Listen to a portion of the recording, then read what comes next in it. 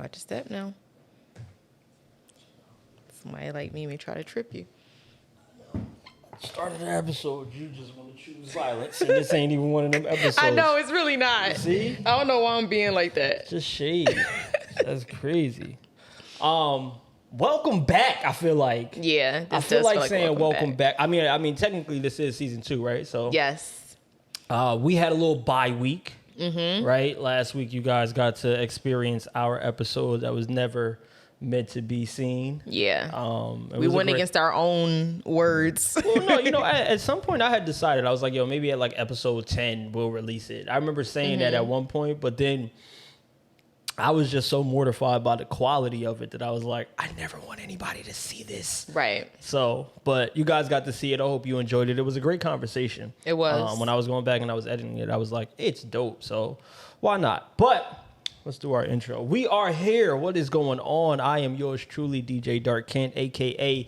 Kent King. Yes, and I am Bria, a.k.a. Bree Woo. And welcome to our living room, man. This is the Business of Love podcast, where we let you guys in on our relationships, both in business. Good catch, babe. I almost let y'all into the bedroom. Dang, whoa, I forgot. You know what's crazy? I seen that too, and I was like, that's why you my partner. Exactly. No, but we like to have a great dialogue between two entrepreneurs about relationships in general and business as well. And we always try to correlate it. I think last season we did a really good job of talking about relationships. We did. In general. But we spent a little bit more of a focus on relationships, right? Like being a couple as opposed to just relating with other people. So I think for this time around, I kind of wanted to kick it off with a topic about business first. Yep. So that's a great idea. I want to take this episode and kind of just highlight 5 benefits of being an entrepreneur. And then I want to go on 5 difficulties of dating an entrepreneur. Okay. And so we both knew this topic beforehand, but we have not shared each other's answers. So I have no haven't. idea what you're going to say. So this is going to be interesting. And with that being said, you want to kick it off? I'll kick it off. We're going to start with the benefits first. Yes. Okay. So we're just going to run them down or go We can go. one for We one? can go. We can ping pong it. Okay, cool. Yeah. So first off, I just want to say if you are dating an entrepreneur, I think it's a great experience. Whether you're both entrepreneurs or just one, I feel like it teaches you balance, how to kind of roll with the punches a bit. I think being especially a woman that's, with an entrepreneur, you have a lot of communication that you have to do. If not, you'll feel like you're, I don't want to say by yourself, but you'll feel like you're not getting the attention that you're probably used to as if you're, if you're with someone that's not an entrepreneur, because they have way more time on their hands. Their mind isn't in 1,000 places. They don't have a bunch of tabs open. But let me get into my benefits. So benefit 1, benefits of being an entrepreneur. That's what we're saying? Yes. Yep. Okay. The ability to make money in your sleep. That's probably one of the top things that I love about being an entrepreneur, because of course I still have a 9 to 5, but it's something about going to sleep and waking up to 3 to 5 sales. And you're like, this is more than I make an hour, So it's just like, those are the things that keeps you going, keeps you motivated. And I think that's my first one that I would list. It's crazy because I think I agree with that. And rather than to talk about that, I'm going to just say my first one because it kind of piggybacks off of that, right? It's about finances. And so I think that my number one benefit, well, not number one, but my first benefit to being an entrepreneur is you are no longer concerned with the minimum, right? I feel like when you are working a 9 to 5, right, you are trying to get as far away from minimum wage as possible. Yep. That's always the idea, is to escape the minimum. So I think that when you're an entrepreneur, it's more about approaching the maximum. Yeah. So it's a little bit of a different mindset, right? Because as an entrepreneur, you get paid last, right? Yep. You got to pay your bills, your invoices, whatever's PSC&G, whoever, like anybody, rent, whatever you have to pay, that all gets paid first. Employees, whoever. And so in order for you to make your money, the business has to maximize because you end up getting paid last. So I think that my number one thing is it puts you in a maximum mind state as opposed to a minimum. Yeah, I agree. It also tells you, like, for example, if you're me, you're working a 9 to 5 and you have a business, it shows you that you don't have to tolerate no nonsense. Like, because when you realize that you're making money for yourself, it's a lot of stuff that you won't really take from anybody else. Like, I don't have to be here. Of course, my goal is to have my business make more than my salary is at some point. Then I'm leaving. Like, I'm done. But it just shows you your worth, in my opinion. Like, if you're able to make this business from, I don't want to say nothing, but just from the very humble beginnings to now, it's like, damn, I could do anything. Like, you don't have to listen to anybody. That's dope. Yeah. I like that. I would go on to say my second benefit, you're changing lives, making others feel good, and you're also helping others. I hate to sound cliche, but that's really why I wanted to get into the hair care business, is because I know how it feels to not be confident when your hair isn't done. I know how it feels to kind of be out of place when everybody else. I'm going through that right now, child. I know exactly what you're talking about. You feel out of place when everybody's on point and you're not. So I wanted to make a product that would be able to give you that, quick fix.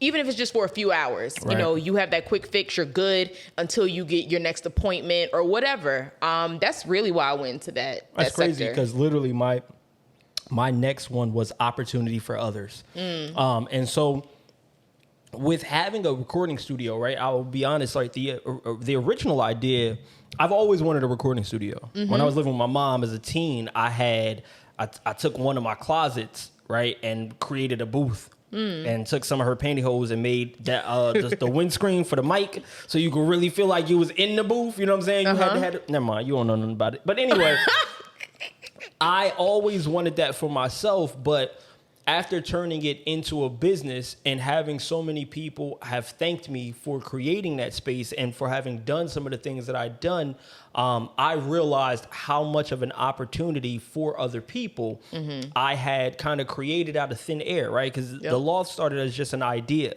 And like I said, I always wanted a studio, but when I did it, my initial thought was almost a selfish reason, because I knew I needed an office. And I was like, man, if I put a studio in my office, the studio could pay the rent and I'll be good. But then it really turned into something so much more. And so I'm so happy that I did it. I love everything that I did about it. But one of the biggest things that I would say is a benefit to have been an entrepreneur thus far is definitely creating an opportunity for others.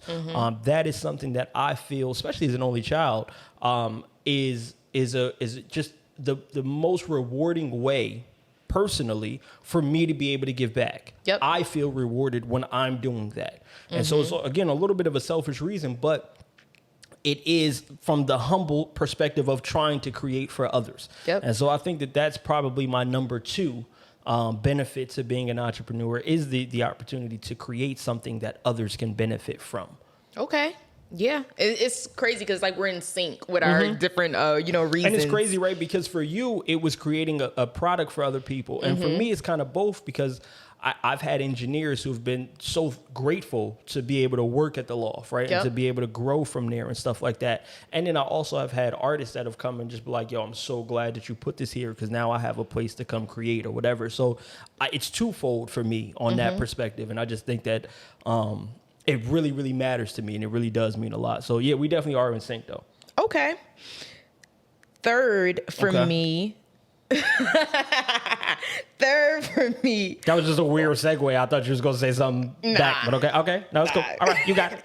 I ain't gonna lie. I'm trying to get to the cons.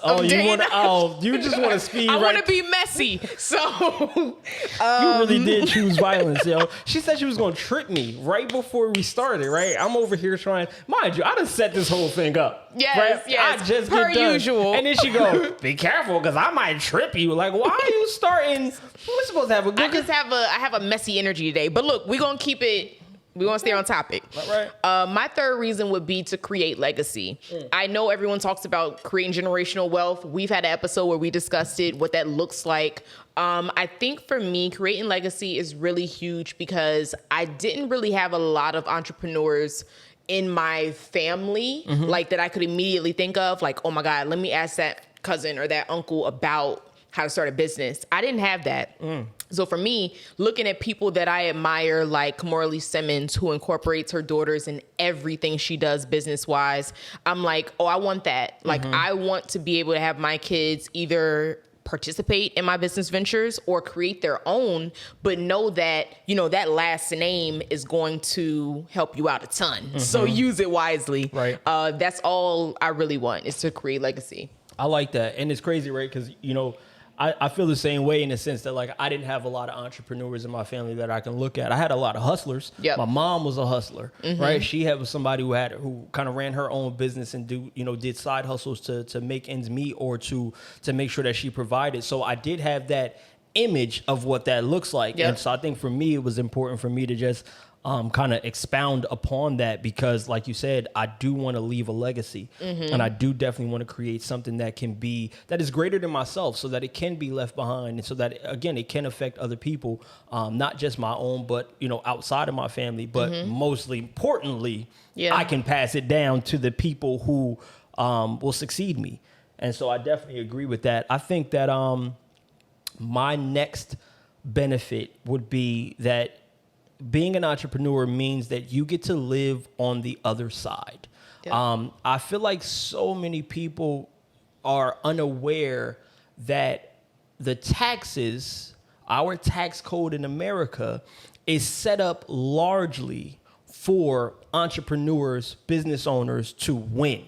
You know, I was reading something the other day that said pretty much like our tax code is like 2,500 pages and only 50 of them are about paying taxes. The rest are about avoiding it. And so it's all about having a business and how businesses and enterprises are able to avoid paying taxes. Look at Amazon. They paid $0 after they made billions of dollars. So I think that being an entrepreneur gives you the opportunity to actually experience some of those benefits. We've had so many conversations about things that we're going to do in the future, right? Of, you know, being able to purchase vehicles under the business, being able to just expense so much space because we do the podcast in our home. There's a lot of this that's, you know, that we can write off. Tax. Exactly. Because it's like, every bit of our space is like, we have an office in there, then we use this space, so you literally get to, you know, do it by square footage, and we are using a lot of it. And so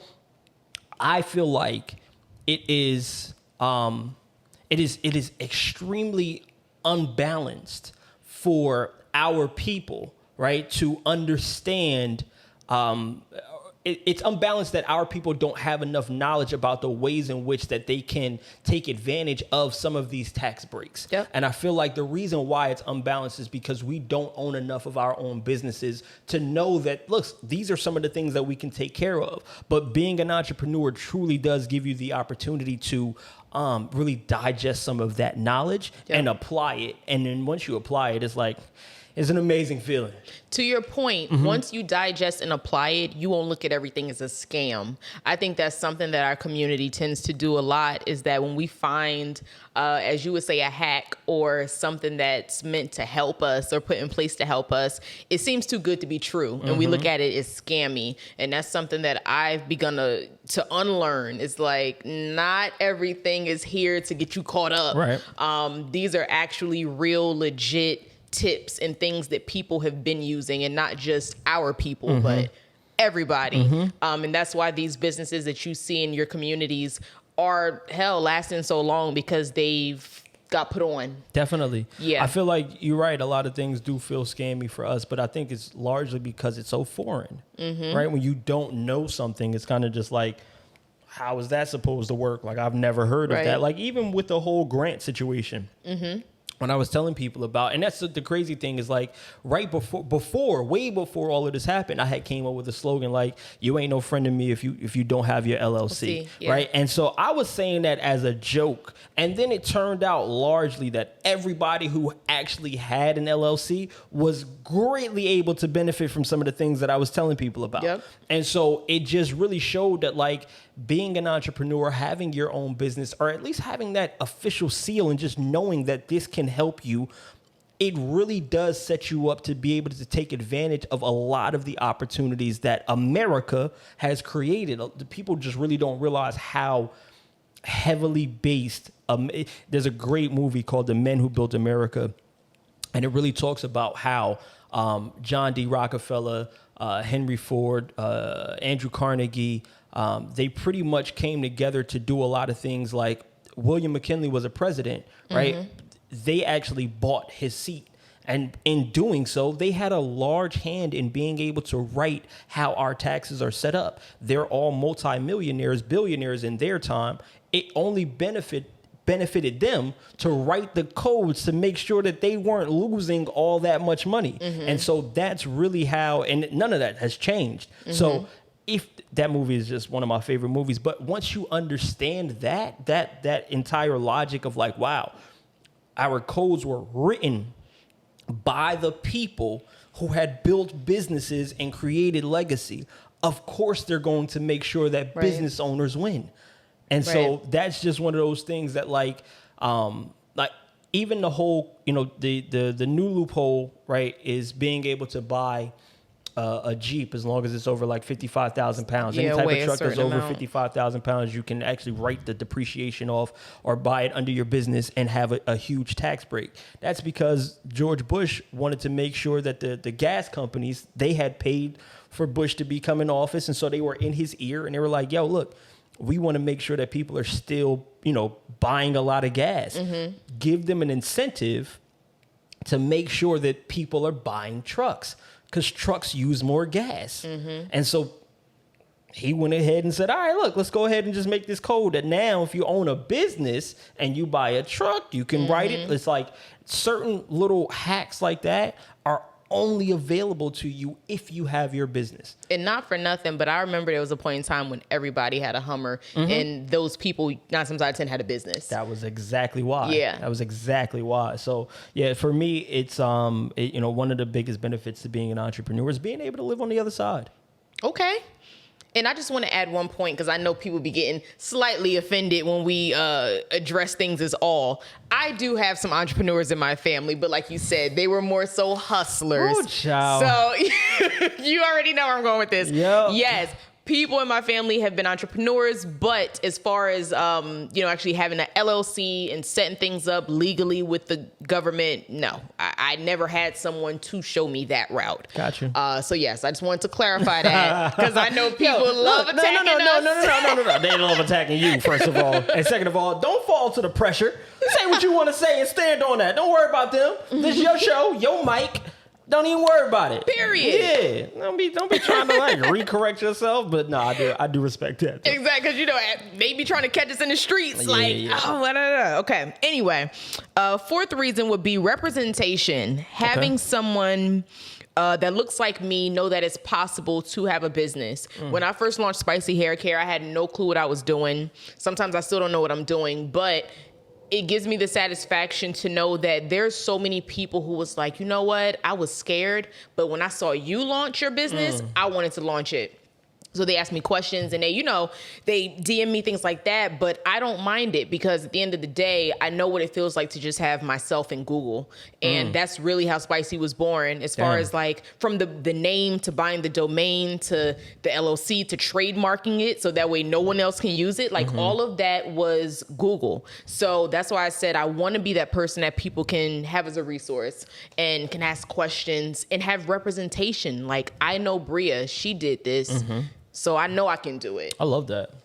I think that that's super important to be able to be a resource for people. That's something that I love to do. I love giving out hacks and how-tos and whatnot. Yep. So I think that's not something that I put down on my list, but I hugely resonate with that. And I think that that's phenomenal. So I think my next one is you get to decide your own sacrifices. Yep. Life is largely about sacrifices that you're going to have to make.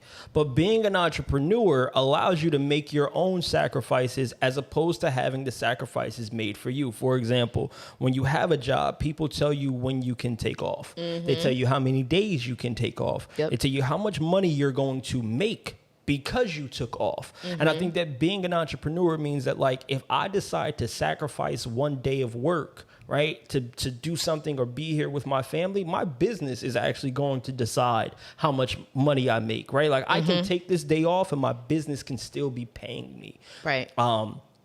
Or, right, there's sometimes as an entrepreneur, the sacrifices that you have to make will be, look, I can't go to every family function because I have a business that I have to run. There may be certain times when you do have to sacrifice things like that, but you are the one who gets to make those decisions. And I just feel like having that much control over your life is empowering in a different sense. Yeah. And so just being able to decide your own schedule as far as time is concerned, as far as dedication is concerned, things like that are so awe-struckingly powerful to your ego and your sense of self-worth, because you are really making the decisions for how your life is going. And I just feel like a lot of people undervalue that so much. Or they may feel like they don't have the ability to get that or have that at some point. I think lack of access is like a fear for everyone. Like, I'll never be able to attain that. And it's just that mindset. You have to change that. And I'm sorry, I cut you off. Did you want to add on to that? That was really it. It's on you now. Okay, because I felt that.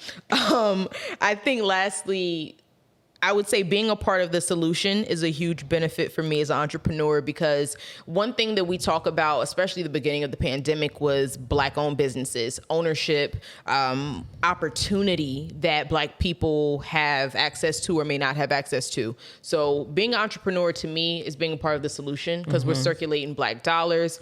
We're making sure that we create our own opportunities, create scholarships.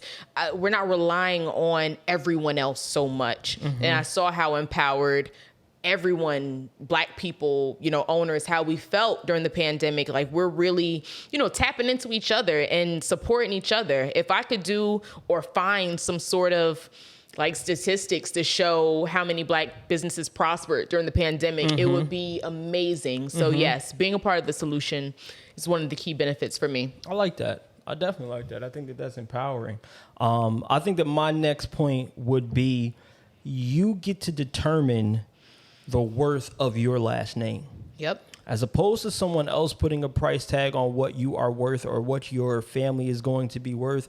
There is legacy when being able to say, I'm a Bezos or I'm a Musk, or, you know what I'm saying? Like a Kennedy. Like, having a certain last name does grant you a certain stature in life. And so being an entrepreneur of some sort, of any sort, gives you the ability to actually determine the worth and value of your last name. Yeah. And I just feel like, again, that's something that's super important when, creating legacy or whatever the case may be. But it also just gives you, again, a sense of ownership to oneself. It helps to ingratiate your identity as to know what your worth is in the outside purview of this world. And I just feel like that's super important for people. And I want more people to be able to appreciate that, to be able to experience that, and to really understand that being an entrepreneur gives you the key and access code to being able to have that.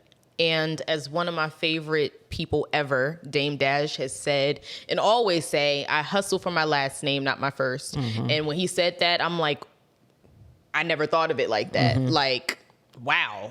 And granted, a lot of people don't like his approach sometimes, but he says things in a way where it's like, boom, that's it. Like, it's no discussion. Like, this is what it is. And you may not, be able to digest the information, but this is what it is. So when he said that, the Breakfast Club was very like, oh, wow. Yeah, because it hit, because it makes sense. Because a lot of people don't think about it like that. A lot of people don't think about the legacy that they're trying to leave. Yep.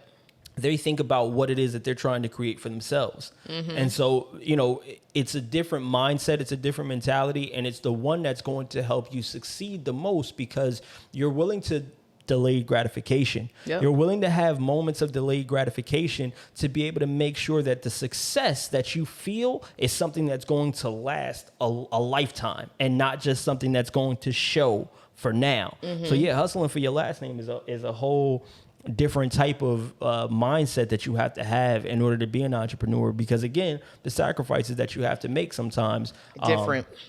They are different. They are different. And if you ain't got no more points, we could go ahead and continue to talk about the sacrifices, but we can talk about them in the difficulties of dating. So I wanna really take our time with this one because we both entrepreneurs, right? And we're in a relationship. So I think that, we operate well together, but I think that we've both been in a space where in our past, people may not have appreciated our value or, been in a space to really understand what it was that we were trying to do. All right.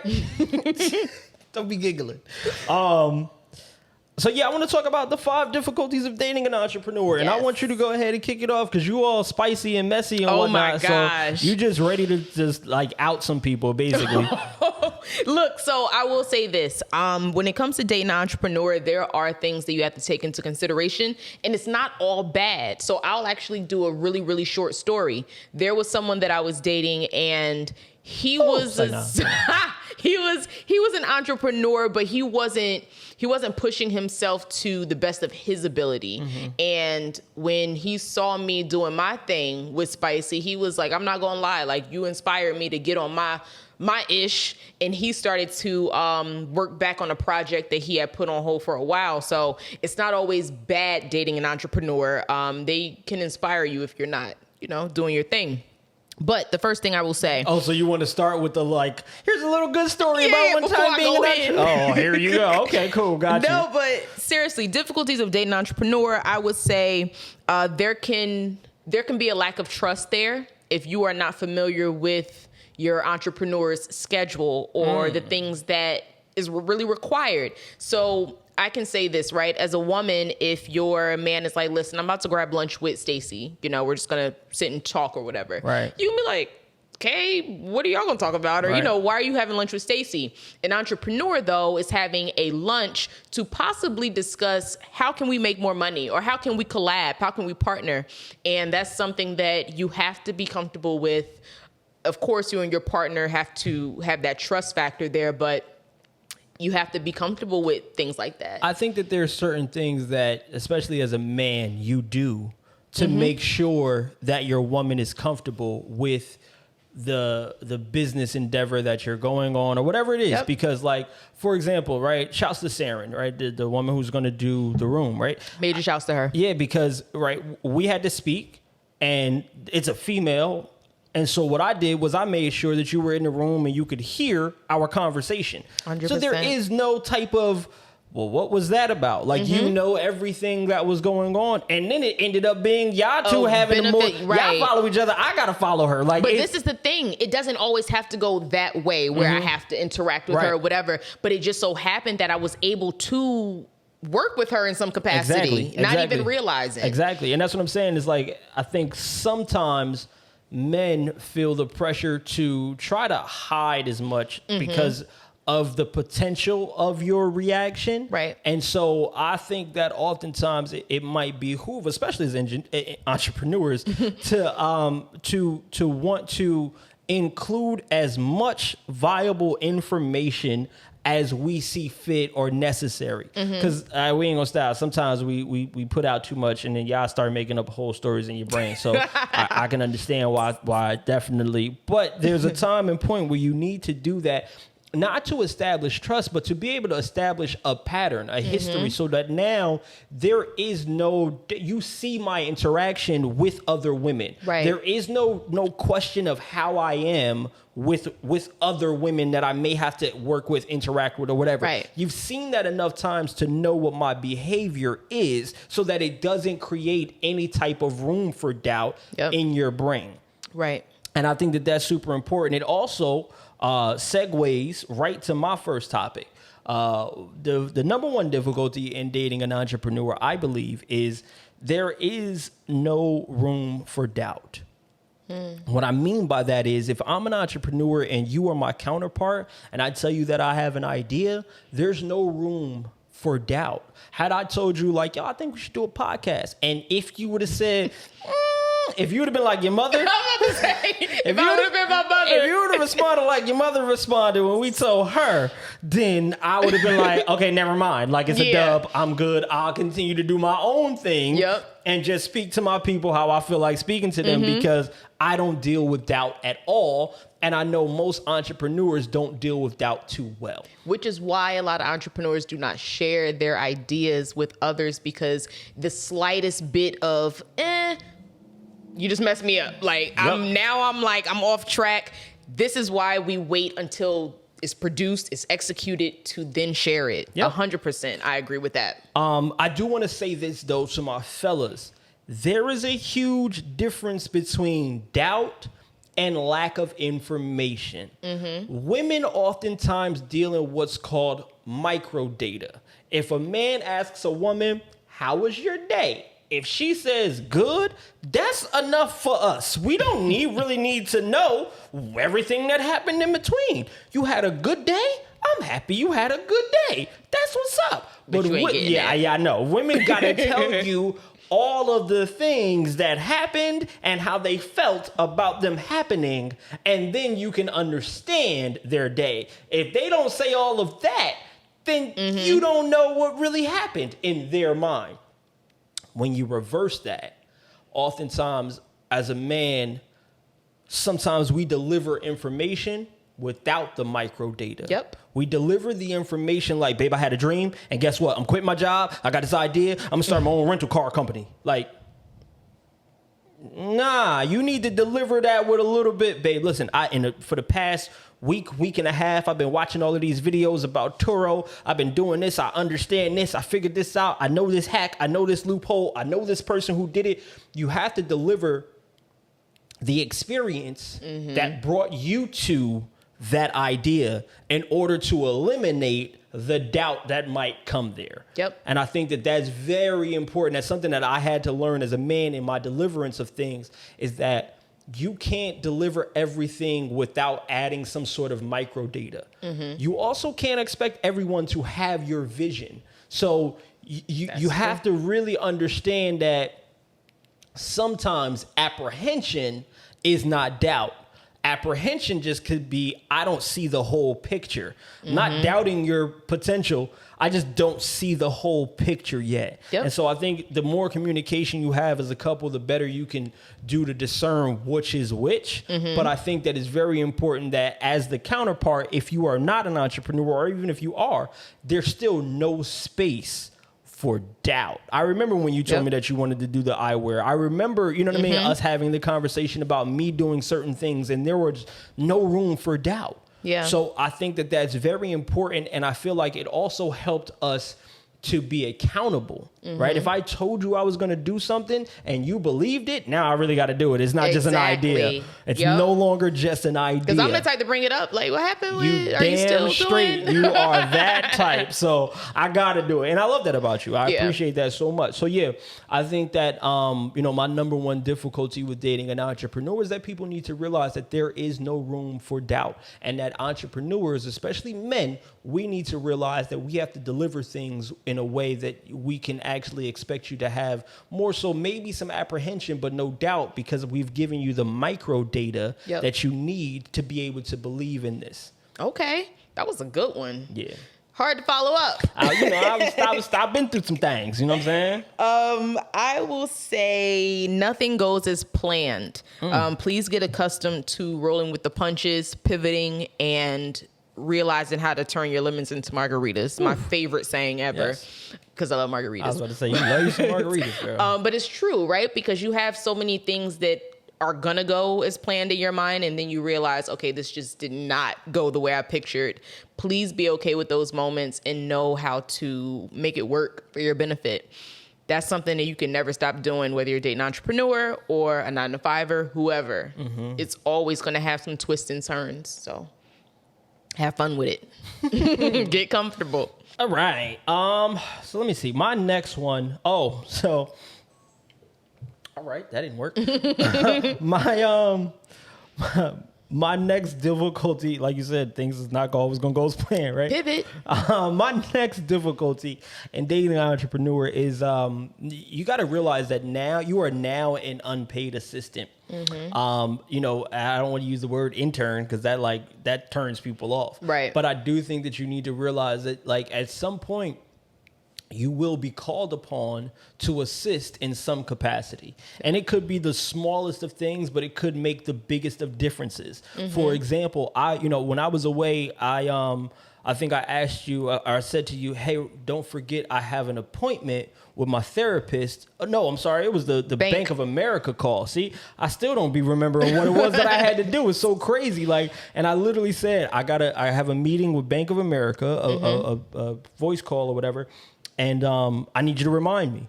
And when I got back here, there was an orange Post-it note on my desk that said, meeting with Bank of America on Thursday. And you know what I said? I saw that and I was like, oh, I forgot. And I immediately put it somewhere so that I could continue to see that. Yeah. And it was so clutch for me because I was like, thank God, because I would have not been prepared. Exactly. I wouldn't have had my P&Ls. I wouldn't have had all of the data that I needed to be able to have this conversation. Yep. I would have had to ask to reschedule. And so that moment for me was super crucial, and just being able to be like, I got it. Okay, cool. I'm so thankful that you've done that. Yeah. And vice versa, right? There have been times when I've done an entire shoot for you. Yes. So it's like you are an unpaid assistant. Yeah. And you have to not only be okay with that, but you have to kind of double down and be enthusiastic about it.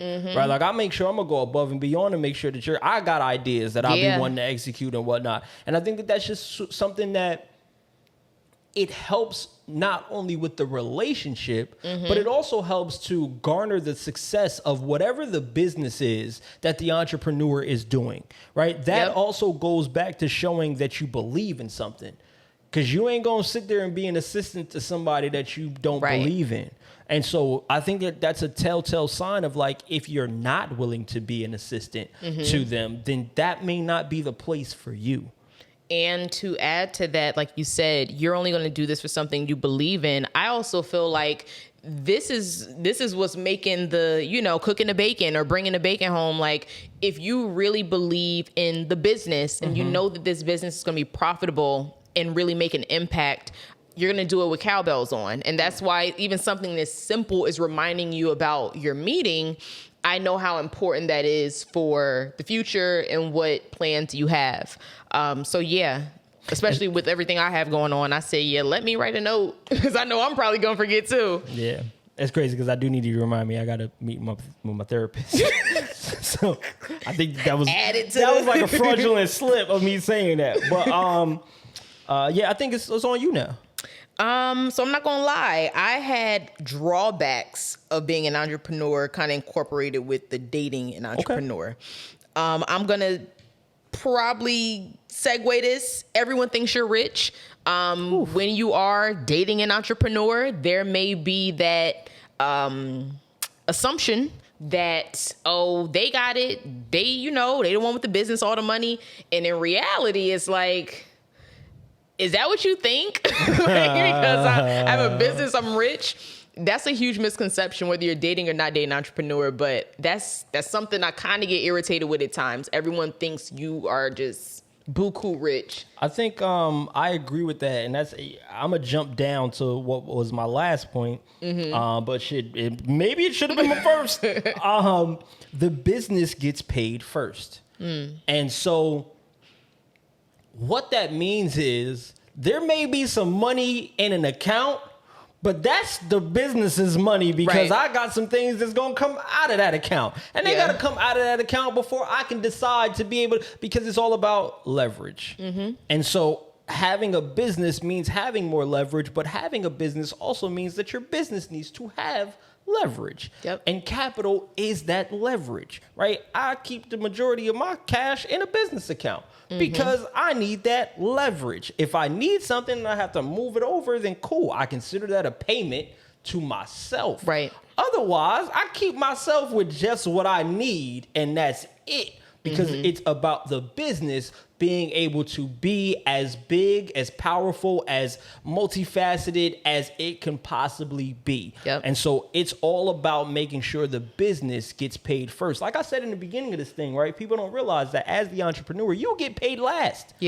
You eat last. You get paid last. It's a great book, Simon Sinek, Why Leaders Eat Last. And it's mostly because bills got to get paid first. Like, that's not what the book is about. That is far from what Author, like, I didn't say that. Yeah, I mean, but here's the thing, right? Some of it is about, like, you have to pay your dues to certain things. You have to pay your dues in life. That book is phenomenal. But the bills need to get paid first in a fiduciary sense, since we're talking about it. And I think that that's something that, again, like you said, right? Dating an entrepreneur can create some sort of difficulty, because if you want to take a vacation and it's third quarter, the business isn't performing like it needs to, I got to hold this bread to spend more on advertising right now, then that vacation may be a little bit different. It may be cut short, it may be smaller, it may not happen, whatever. Right. But you got to be able to roll with the punches, understand the sacrifices, and know that at some point we can make that up. And so I just to kind of piggyback off of yours, I guess, and to add my point is, one of the difficulties in dating an entrepreneur is knowing that the business gets paid first. Yep. So I guess I'll let you take it, because that was my other point. Or you want me to keep going? You can keep going. All right. So then my next point is the business is the baby. And what I mean by that is, like, if you are not an entrepreneur and you come into this relationship, you got to almost treat my business like a stepchild. Yep. You may not have to be responsible for it. You may not have to be the one that's caring for it, producing into it, but you have to know that it's there and that it's a priority of mine, and not to compare yourself with that business. Just like you can't compare yourself with a baby, right? Like, you're not going to come into the relationship and be jealous because a man has a child, right? Like, that just won't work. And it's the same thing with the business. You can't come in here and be jealous of me devoting time to my business. Now, again, I'm a very big stickler on counterbalance, right? Like, you have to, as the entrepreneur, you have to know when to pour into each one. But if my schedule doesn't meet your momentum of how you want it to go, you have to be able to coincide with a little bit of difficulty. You have to be able to be cooperative with a little bit of difficulty, and understand that I am dedicating myself to this for the betterment of us. And so I think that that's just something that, a mentality that people need to kind of come into this with. Like, don't look at it as just a business. Look at it as a baby, right? Because your business is your baby. 100%. And I know mines are my babies. Like, I treat them as such. I care for them as such, and they mean that much to me. Because it's all about pouring into them now so that they have longevity, for as long as they possibly can. The other thing about a business being a baby is, just like most babies, it can't really start doing anything for itself usually until about the first 2 years, right? Just like a child. Like, you kind of got to do a lot for a child within the first 2 years, and then they start to be a little bit more independent. You're not holding the bottles no more. They're feeding. There's a lot of things that growth happens. You can't really get credit, like business credit, on something until your business has at least 2 years of track records to be able to say, hey, I'm established. And so that mentality, again, kind of just duplicates itself with, the child and the business. And I think that the more people that go into a relationship knowing that, hey, this business is like a baby, the better off they will be to finding a happy medium with dating an entrepreneur. 100%. If I can do maybe one last point, it would be, I guess, going back to sacrifices. Okay. And again, this isn't really directed towards like the difficulty of dating an entrepreneur, but just a drawback of entrepreneurship. Okay. The sacrifices that no one talks about, such as losing friends, losing a partner, things like that. I feel like it is very crucial to know that there's going to be loss in entrepreneurship. Another quick story I'll do, which I've shared with you multiple times, is when I was dating someone who was not an entrepreneur, there was a huge disconnect because my 4 a.m. was their 11 p.m. or vice versa. Like, the timing was always off. Like, I'm up late researching, and before I know it, it's 4 a.m. and I haven't responded to the messages in my phone because I literally my mind wasn't there. So that was something that literally the person said, I can't date you no more because this is just too much. Like, I don't even speak to you throughout the day like that because you're so fixated on this business. And this was before I launched. So it was like, wow, I'm really losing, like, you know, people that don't understand what I'm doing. But then after I launched, now it's all these congratulations and all these things. So please keep in mind, not everyone's going to stick around. Yeah. Okay. I like that one, and I definitely agree.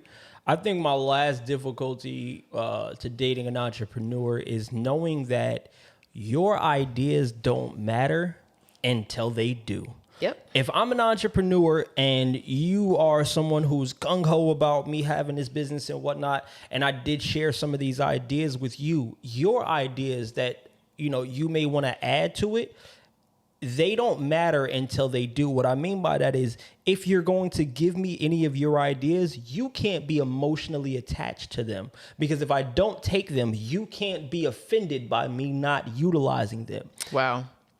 Especially if you haven't been an entrepreneur in this field. You may have something that feels like a good idea because of your opinion. And it may damn well be a good idea. But as an entrepreneur, oftentimes we have to learn on our own.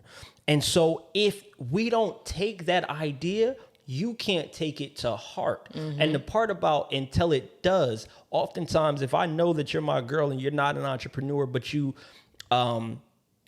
are always color coordinating something, when it comes down to picking a logo color scheme, I'm colorblind because I don't know what I'm gonna do. You do. Take it over. Yeah. Like when it's your time to be that, yo, this is where I need you, be there. Like, don't hold resentment, because I've been through this, right? We're being an entrepreneur and doing my business with my ex. It was just like, anytime I was doing the design or, you know, trying to hold some things or get some things designed, my ideas were a little bit different from hers. She always wanted to have her input, and because I didn't take it, that was a problem. It was something that created a lot of friction. And it was like, all right, hold up, shorty. First off, this is my business. Right. Like, I paid for all of this. I'm doing, and I've been successful before you got here. Yeah. So, second of all, I ain't asked you for your opinion. You gave it. When I ask you for something, that's when I'm gonna need it. Right. Thirdly, the audacity of you to be offended by the fact that I didn't take your opinion on my business. Like, come on, that's a little bit much. Yeah. And have spoken to other entrepreneurs, I know that that's something that they go through as well. Where certain people always want to have an input on something that they do, even as just a creative period, right? I know artists go through that and stuff. So I just feel like people need to understand that your ideas don't matter until they do, which means don't be so emotionally attached to it. Yep. Because it's just an idea, it's your opinion, it's your thought, and it doesn't mean that you're not good enough because I didn't take your idea. And I actually have that in my notes. I was going to make the point, and I hate to say it like this, but if we're being just, you know, raw and truthful, everybody's a designer, everybody's a whatever it is or whatever they need to be for to that give moment. it.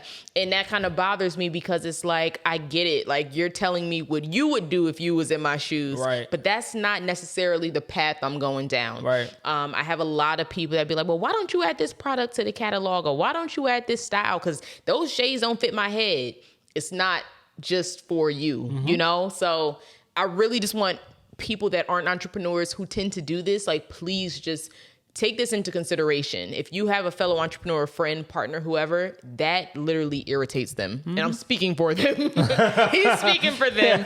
It is irritating. Nah, sometimes the ideas are good, but just don't be so emotionally attached to it if I don't take it. Right. Right? Because your ideas just don't really matter until it does. Like, once you got that one, then I'm going to give you all the credit that you need because I know where you can deliver from.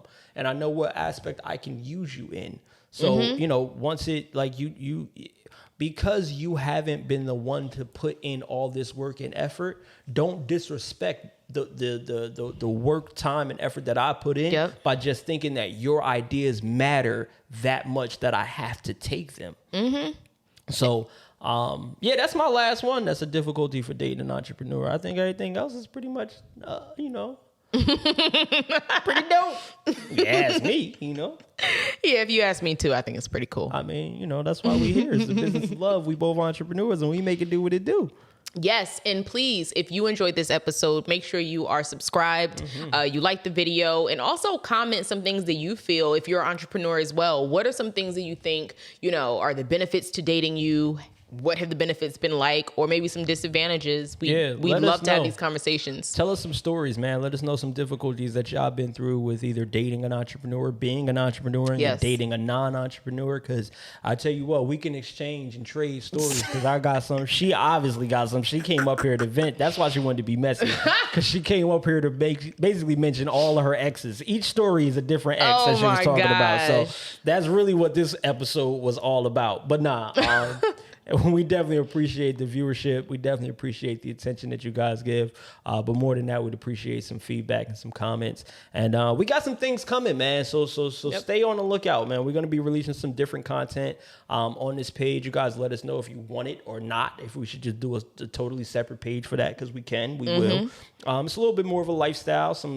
We got some old exclusive footage from like my birthday party. Yes. A couple of trips that we took. So we're going to start to upload some of that stuff. And if y'all like that, just, you know, go ahead and let us know in the comment section. If not, like I said, we'll go ahead and do a separate channel for the people who want to see that. Right. If y'all wanted to keep it, you know, strictly just podcast business on here, we will do that. You know, we will accommodate our people like that. But all in all, do us a favor, hit that like button, because that really helps us get our content out to a wider audience. Yes.